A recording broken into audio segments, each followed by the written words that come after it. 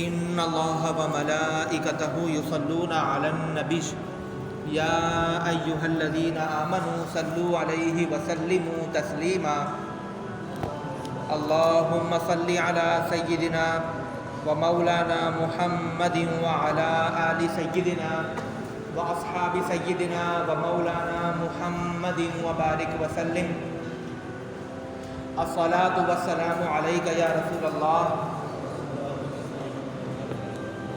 الصلاۃ والسلام علیک یا حبیب اللہ الصلاۃ والسلام علیک یا رحمۃ للعالمین وعلی آلک واصحابک یا شفیع المذنبین محمد سید الکونین والثقلین والفریقین من عرب ومن عجم هو الحبیب الذی ترجى شفاعته لكل هول من الاحوال مقتحم یا اکرم الخلق ما لی من الوذ به سواك عند حلول الحادث العمم مولاي صل وسلم دائما ابدا على حبیبک خیر الخلق كلهم۔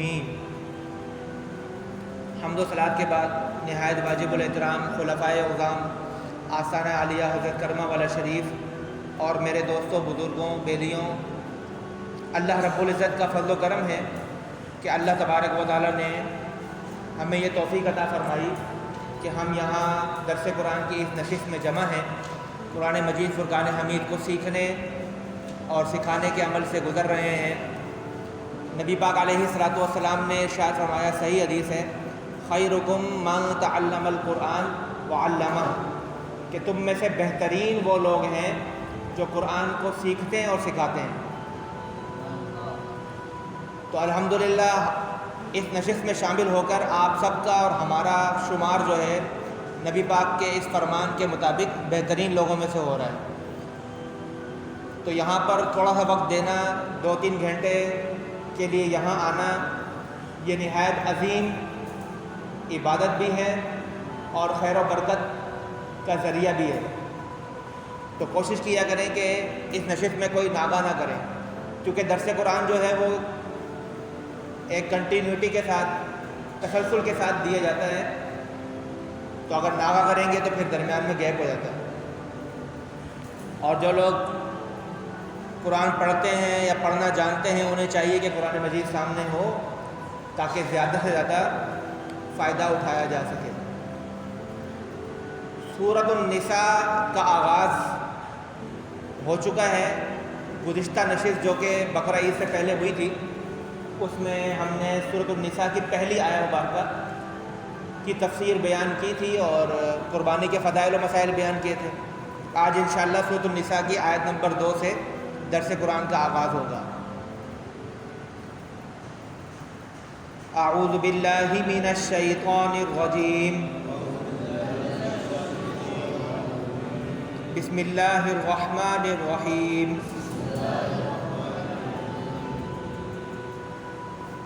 وآتوا الیتامی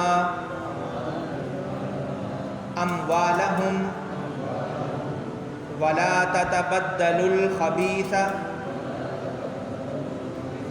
بالطیب ولا تأکلوا اموالہم الی اموالکم انہ کان حوبا کبیرا۔ آیت نمبر 2۔ سورۃ النساء کے تعارف کے اندر میں نے یہ بات بیان کی تھی کہ اس سورہ مبارکہ کا نام النساء جو رکھا گیا ہے، نساء جو ہے عربی کا لفظ، یہ امرأتن کی جمع ہے۔ امرأ کہتے ہیں عورت کو اور نساء کہتے ہیں عورتوں کو۔ تو اس سورہ مبارکہ کے اندر عورتوں کے حقوق کے اوپر خصوصی طور پر احکامات کا بیان کیا گیا ہے۔ عورتوں کے اندر سب سے پسماندہ طبقہ عرب کے اندر ان عورتوں کا تھا جن کے باپ نہیں تھے، جو یتیم لڑکیاں تھیں۔ اور یتیم بچے، جو بھی حکم اللہ تبارک و تعالیٰ نے قرآن مجید فرقان حمید میں بیان کیا ہے، اکثر احکام جو ہیں وہ مرد عورت دونوں کے لیے ہوتے ہیں۔ جہاں پر بھی اللہ تعالیٰ یہ فرماتا ہے کہ یا ایھا الذین آمنوا، اے ایمان والو، تو ایمان والوں میں ایمان والیاں بھی شامل ہوتی ہیں۔ اسی طرح سے جن جن جگہوں پر اللہ تبارک و تعالیٰ نے عموم کے ساتھ ذکر فرمایا ہے حکم، تو وہاں پر مرد بھی شامل ہوتے ہیں اور عورتیں بھی شامل ہوتی ہیں۔ تو یتیم لڑکے اور لڑکیاں، خاص طور پر یہ وہ طبقہ تھا عرب کے معاشرے کے اندر جو کہ نہایت پسا ہوا طبقہ تھا، ان کے حقوق کی کسی کو کوئی پرواہ نہیں ہوتی تھی، بلکہ اگر کسی یتیم بچے یا بچی کی سرپرستی کوئی شخص کر رہا ہوتا تھا، کفالت کر رہا ہوتا تھا، عمومی طور پر کیا ہوتا ہے کہ اگر کوئی شخص فوت ہو جاتا ہے تو اس کے اولاد جو ہوتی ہے اس کے بھائی کے کفالت میں چلی جاتی ہے، چچا کے یا تایا کے یا ماموں کے۔ تو جو حضرات کفالت کرتے تھے، سرپرستی کرتے تھے، وہ لوگ کیا کرتے تھے کہ ان یتیموں کا جو مال ان کے والدین چھوڑ کر گئے ہوتے ہیں، اس مال میں ڈنڈی مارتے تھے، اس مال کو ہڑپ کر دیتے تھے، اس مال کے اندر خرد برد کرتے تھے، یتیم کے حق کے اندر یعنی کہ حق اس کا چھین لیتے تھے، اس کا حق کے اندر ڈاکہ ڈالتے تھے۔ یہ ایک عمومی رویہ تھا عرب کے معاشرے کا۔ تو سورۃ النساء کی ابتدا میں ہی اللہ تبارک و تعالیٰ نے یتیموں کے حوالے سے حکم ارشاد فرمایا، یتیموں کے حقوق کے بارے کا بیان فرمایا، اور یتیموں کی سرپرستی کرنے والوں کو خبردار کیا ہے کہ اگر فلاں فلاں فلاں کام اگر آپ نے کیے تو پھر اللہ تعالیٰ کی بارگاہ میں پکڑ ہوگی۔ اللہ پاک ارشاد فرماتا ہے وَآتُوا الْيَتَامَىٰ أَمْوَالَهُمْ۔ اس آیت میں 3 حکم ہیں۔ پہلا حکم ہے وَآتُوا الْيَتَامَىٰ أَمْوَالَهُمْ۔ پہلا رویہ جو تھا وہ یہ تھا کہ یتیموں کو ان کا حق دیتے ہی نہیں تھے۔ بھائی مر گیا، چچا کی سرپرستی میں یتیم بچے بچیاں آ گئے، اب بھائی کا چھوڑا ہوا مال سارا کا سارا چچا نے اپنے قبضے میں لے لیا۔ جو یتیم بچے بچیوں کا حق تھا اس مال کے اندر وہ ان کو دیا ہی نہیں سرے سے۔ تو پہلا تو اس بات کا اللہ تعالیٰ نے رد کیا اور حکم ارشاد فرمایا کہ وَآتُوا الْيَتَامَىٰ أَمْوَالَهُمْ، کہ یتیموں کو ان کا مال دو، یہ حکم ارشاد فرما دیا۔ یہ جائز نہیں ہے کہ یتیم کے مال کو خود ہڑپ کر جائیں، یتیم کے حق کو ضبط کر لیں، یہ چیز جائز نہیں ہے، بلکہ یتیم کو اس کا مال دینا کیا ہے؟ فرض ہے۔ پھر اللہ نے فرمایا وَلَا تَتَبَدَّلُوا الْخَبِيثَ بِالطَّيِّبِ، اور ان کے پاکیزہ مال کو اپنے خبیث مال سے تبدیل نہیں کرو۔ ایک رویہ یہ ہوتا تھا کہ مال تو دیتے تھے یتیموں کو، ان کا جو بھی مال ان کے والد چھوڑ کر گئے ہیں وہ دیا جاتا تھا، لیکن اس میں سے اچھا اپنے لیے رکھ لیتے تھے اور جو خراب ہوتا تھا وہ دے دیتے تھے۔ خراب اور اچھے مال کی مثال یوں لے لیں، کیونکہ پہلے زمانوں میں تو روپے پیسے نہیں ہوتے تھے، جانور کیا چیز چھوڑ کے جائے گا؟ زمین جائیداد میں ایک شخص جو فوت ہوگا وہ کیا چھوڑ کے جائے گا؟ زمین، مال مویشی، کھیتی۔ تو کیا کرتے تھے سرپرست کہ یتیم کے حصے کا جو زمین مویشی وغیرہ ہوتے تھے ان میں سے جو اچھے مویشی، اچھی زمین ہوتی تھی وہ اپنے پاس رکھ لیتے تھے، اور اپنے حصے کی جو بری زمین ہوتی تھی یا برے مویشی ہوتے تھے، تندرست نہیں ہوتے تھے، بیمار مویشی ہوتے تھے، وہ یتیموں کو دے دیتے تھے، یعنی اپنے خبیث مال کو ان کے اچھے مال سے تبدیل کر لیتے تھے، خرد برد کرتے تھے۔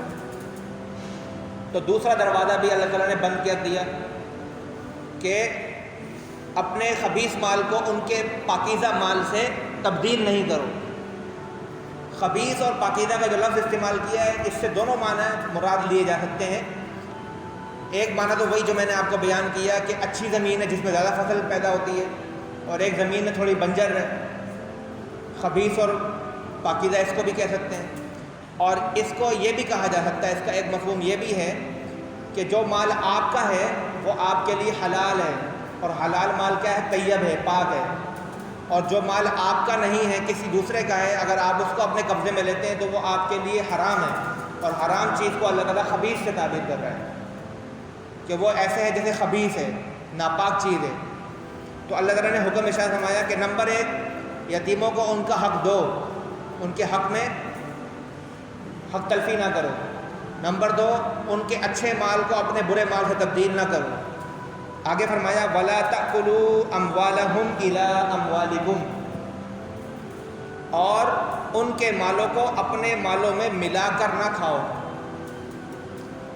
ایک یہ طریقہ بھی تھا، طریقہ واردات ایک یہ بھی تھا کہ اگر رقم کی شکل میں مرنے والا اپنے یتیم بچوں کے لیے کوئی مال چھوڑ کر گیا ہے تو اس رقم کو اپنی رقم میں شامل کر لیا، پھر اس سے جناب علی کاروبار کر لیا، اور جو منافع ہو وہ سارا خود رکھ لیا، اور وہ جو رقم اوریجنل تھی 10 سال 15 سال گزرنے کے بعد وہ رقم واپس کر دی۔ تو وہ جو رقم کی ویلیو کی گر گئی زمانے کے گزرنے کے ساتھ، اور جو اس رقم سے منفعت حاصل کی کاروبار کر کے، اس میں یتیموں کو کوئی حصہ نہیں دیا۔ ایک بہتر طریقہ تو جو شرعی طریقہ ہے وہ تو یہ تھا کہ بچے ابھی نابالغ ہیں، چھوٹے ہیں، یتیم بچے، اپنے مال کو خرچ کرنے کی ان کے اندر استطاعت یا صلاحیت نہیں ہے، تو سرپرست نے ان کے مال کو کسی اچھے کاروبار میں لگا دیا، اور وہاں سے اس کو منافع ہوا تو جو منافع جتنا ان کا بنتا ہے ان کو دے دیا، اور جتنا اپنا بنتا ہے اپنے پاس رکھ لیا۔ طریقہ کار تو یہ ہونا چاہیے تھا، لیکن ان کے مال کو اپنے مال میں ملا کے گڑ مٹ کر کے حساب کتاب نہ رکھ کر، کوئی بیلنس کوئی کھاتا نہیں بنایا، اور آخر میں کیا ہوا جی، تھوڑا سا مال ان کو دے کر ان کو فارغ کر دیا، ان کے مال کو اپنے مال میں مکس کر کے اس میں خرد برد کر لی اور اس میں حق تلفی کر لی۔ تو یہ طریقہ واردات جو ہوتا تھا اس کی بھی اللہ تعالیٰ نے نفی فرما دی اور حکم ارشاد فرما دیا کہ ایسا بھی ہرگز نہیں کرو۔ اگر یتیم کے مال کو اپنے مال کے ساتھ ملانا چاہتے ہو، یا کوئی ایسا طریقہ نہیں ہے کہ ان کو الگ رکھا جا سکے، اب ایک رقم چھوڑ کر گیا ہے، ایسا تو نہیں کر سکتے کہ اس کو کسی جگہ پر رکھ دیا جائے، وہ وہاں پڑی رہے 10-15 سال کے بعد جب بچے جوان ہوں گے تو وہ رقم دے دی جائے، اس میں تو کوئی فائدہ نہیں ہے۔ یقیناً اس مال کو اگر کسی اچھی جگہ پر خرچ کیا جائے، کسی اچھے کاروبار میں لگایا جائے تو فائدہ ہونے کا امکان ہے۔ تو اس صورت میں شریعت یہ حکم دے رہی ہے کہ باقاعدہ اس کا حساب بنایا جائے کہ کتنا رقم یتیموں کا تھا، اس کے اندر کتنا میرا تھا، اس حساب سے کتنا منافع ہوا کاروبار میں، اس منافع میں سے یتیم کا حصہ کتنا ہے، میرا کتنا ہے، اس طرح پورا حساب کتاب جس طرح سے بنتا ہے، کھاتے بنتے ہیں، اس طرح سے کیا جائے، اور پھر جو ان کا حق بنتا ہو ان کے بڑے ہونے پر ان کو دے دیا جائے۔ یہ طریقہ کا اگر اس طریقے کو اختیار نہیں کیا گیا اور خود برد کر دی تو یہ بھی اللہ تعالیٰ کے حکم کے خلاف ہوگا اور شریعت کے خلاف ہوگا۔ آگے اللہ نے فرمایا اِنَّهُ كَانَ حُوبًا كَبِيرًا، بے شک یہ بہت بڑا گناہ ہے۔ حوباً کبیرہ، حوباً گناہ، کبیرہ بڑا، یہ بہت بڑا گناہ ہے۔ یہ سارے کام یتیموں کو ان کا مال سرے سے دینا ہی نہیں، یا اگر دینا تو اپنا برا مال ان کو دے دینا، ان کا اچھا اپنے پاس رکھ لینا، یا ان کے مال کو اپنے مال میں مکس کر کے گڑ مڑ کر دینا، یہ سارے کام کیا ہیں؟ بڑے گناہ کے کام ہیں۔ اِنَّهُ كَانَ حُوبًا كَبِيرًا، بے شک یہ بہت بڑا گناہ ہے۔